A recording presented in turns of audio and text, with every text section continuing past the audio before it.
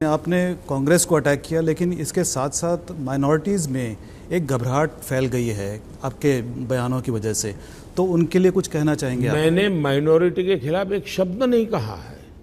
मैं कांग्रेस के vote bank की राजनीति के खिलाफ बोल रहा हूं। कांग्रेस संविधान के खिलाफ काम कर रही है, इस पर मैं बोल रहा हूं। भारत के संविधान ने, संविधान निर्माताओं ने, बाबा साहब अम्बेडकर ने, इंक्लूडिंग पंडित नेहरू ने, धर्म के आधार पर इस देश में आरक्षण नहीं होगा, ये संविधान सभा ने तय किया है। अब आप उससे मुकर रहे हो, ये एक्सपोज करना मेरी जिम्मेवारी है।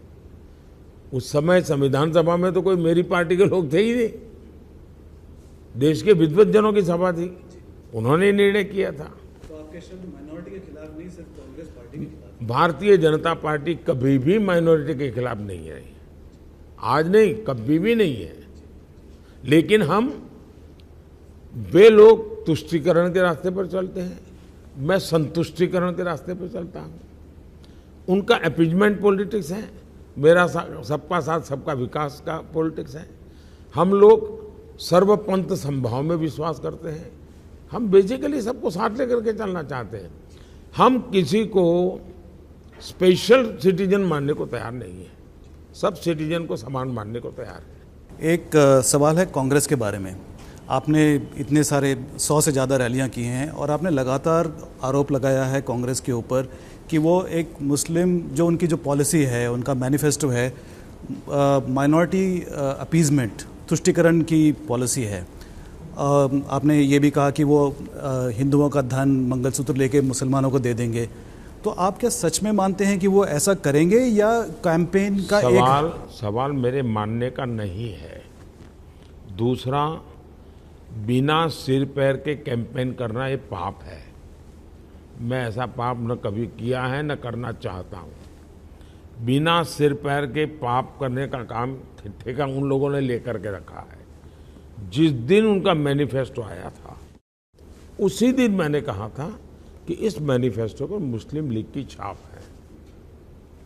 कांग्रेस पार्टी का काम था कि उसी दिन वो जवाब देते कि देखिए हमारे ये मुद्दे हैं, मोदी जी कह रहे सही नहीं है। एक बार भी जवाब नहीं दिया। फिर मुझे लगा कि अब मुझे धीरे धीरे धीरे देश की जनता को एजुकेट करना पड़ेगा। जब ये कहे मैनिफेस्टो में कि अब ठेके जो दिए जाएंगे, गवर्नमेंट कॉन्ट्रैक्ट्स, उसमें भी माइनॉरिटी के लिए आरक्षण होगा।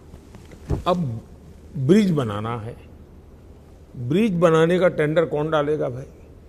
जिसके पास रिसोर्सेज हैं, जिसके पास एक्सपीरियंस है, जिसके पास कैपेसिटी है, जो धन लगा सकता है, टेक्नोलॉजी लगा सकता है, वो आएगा। अब आप उसमें भी आरक्षण कर देंगे तो मेरे देश के विकास की कहाँ जाकर के रुकेंगे भाई? ये मैनिफेस्टो में लिखा है उन्होंने मनमोहन सिंह जी ने खुद ने, जिस मीटिंग में मैं मौजूद था जब मुख्यमंत्री, उन्होंने कहा था देश के संसाधनों पर पहला अधिकार मुसलमानों का है। जब मैंने ये उदाहरण दिया तो इन्होंने कहा नहीं ये नहीं, तो फिर मैंने एक वीडियो कॉन्फ्रेंस और उनकी प्रेस कॉन्फ्रेंस ला करके रख दी। ये बात है, तो उनके दिमाग में क्या पड़ा है। तीसरा, उन्होंने कर्नाटका में क्या किया? कर्नाटका में उन्होंने रातों रात सभी मुसलमानों को ओबीसी बना दिया, और ओबीसी का जो कोटा था उसमें डाका डाल करके उन्होंने कर दिया डाइवर्ट। मतलब वोट बैंक और वोट जिहाद को संतुष्ट करने के लिए अब दिल्ली में चुनाव में वोट पाने के लिए 2014 में इलेक्शन घोषित होने के बाद 123 प्राइम प्रॉपर्टीज वक्फ बोर्ड को दे दी। ये सारी चीजें बताती है, मैं उसका हवाला दे रहा हूं। और मैं मानता हूं कि चुनाव में मुझे ये लोग हैं जिन्होंने संविधान की जो सेकुलरिज्म का स्पिरिट है, इसको उन्होंने अपनी चुनावी राजनीति के लिए तबाह करके रखा हुआ है। मुझे संविधान के उस स्पिरिट को एस्टैब्लिश करना है, इसलिए इनको लोगों को एक्सपोज करना जरूरी है। और चुनाव अपने आप में लोगों को एजुकेट करने का अवसर होता है।